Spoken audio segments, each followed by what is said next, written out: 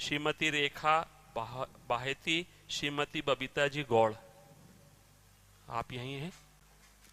यहीं हैं तीनों बैठे? ठीक, अच्छा। राधे राधे महाराज जी। महाराज जी, जो भगवान का नाम नहीं लेते फिर भी अच्छे से रहते हैं, और जो भगवान का नाम लेते हैं परेशानी में रहते हैं, क्या फर्क है? कौन बोला? ये तीनों। हाँ, ऐसा देखा भी जाता है। क्या होता है कि जैसे कोई प्रभु का नाम जप नहीं कर रहा और बड़ा लौकिक पदार्थों से भरा पूरा देखा जाता है, सुखी देखा जाता है, तो उसमें हमारे भागवतिक विधान में एक सिस्टम है। जो भगवत मार्ग से विमुख आचरण, पापाचरण, अधर्माचरण करता है और आपको सुखी नजर आ रहा हो, तो उसके बहुत थोड़े पुण्य हैं। उनको भुगाने के लिए पहले हमारे संविधान, भागवतिक संविधान में उसके पुण्य नष्ट कर, क्योंकि जब उसे दुख मिलेगा तो पुण्य उसका सहयोग कर देगा, इसलिए पहले उसके सहयोगी का नाश किया जाता है।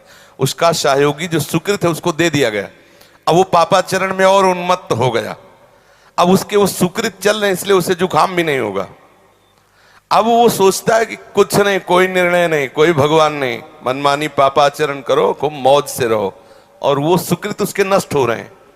और जिस दिन उसके सुकृत नष्ट हुए फिर मिटिया मेट होते हुए देखा है। शास्त्रों का विधान तो है ही, हमने देखा है।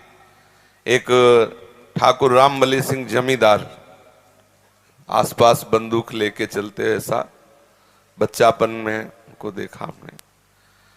वो ऐसे मतलब अपने गर्भ में रहते थे कि किसी को कुछ नहीं मानते थे। एक गरीब ब्राह्मण था जिसकी उन्होंने संपत्ति का अपहरण किया, तो वो गया और हाथ जोड़ा कि लंबरदार, गांव में ठाकुर जमींदार को ऐसे प्यार भाषा में बोले, लंबरदार आप तो राजा हो, आप तो ठाकुर हो, आप तो जमींदार हो, गरीब ब्राह्मण हैं, उतने से ही परिवार चलता था, आप गालियां बके। उन्होंने पैर छुआ ब्राह्मण ने ऐसे और रो दिया और वापस आ गया। जानते हो, आज उनके कुल में कोई पानी देने वाला नहीं। कुछ ही दिनों में बड़ा लड़का भयंकर कैंसर से बीमार हुआ, मर गया। दूसरा दिमाग खराब हो गया, तीसरे की टांग टूट गई, चौथा लेबरी करके उनको जो खवाने वाला था पीलिया हो गई। और आप अफीम के इतने नशेबाज बन गए कि धीरे धीरे सब जहां उनके आगे पीछे बंदूक लेके चलते थे वहां मक्खी उड़ाने वाला कोई नहीं रहा, और एक पशु की तरह मरे जब कोई फेंकने वाला नहीं।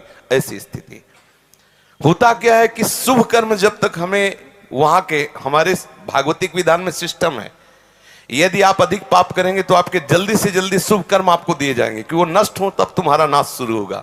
और जब आप भागवतिक कार्य करते हैं तो देख लिया गया ना कि आप संभल रहे हो, तो आपको कोई बाधा ना पहुंचा सके, इसलिए आपके जो पाप कर्म हैं उनको फेंक दिया गया कि उधर से खाली करो। जो उसके शत्रु पक्ष के पाप कर्म जमा है उसको नष्ट करने के लिए उनको भेजो, क्योंकि इस समय धर्म निष्ठा में है, ये पचा जाएगा।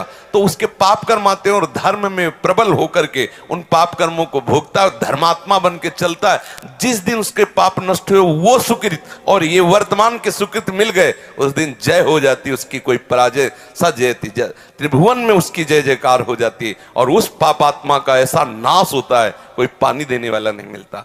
ऐसा नहीं है कि पापी पुरुष मौज से है और धर्मात्मा कष्ट से है, उसके रहस्य को नहीं जानती इसलिए तुम्हें ऐसा लगता है। समझ पा रही हो?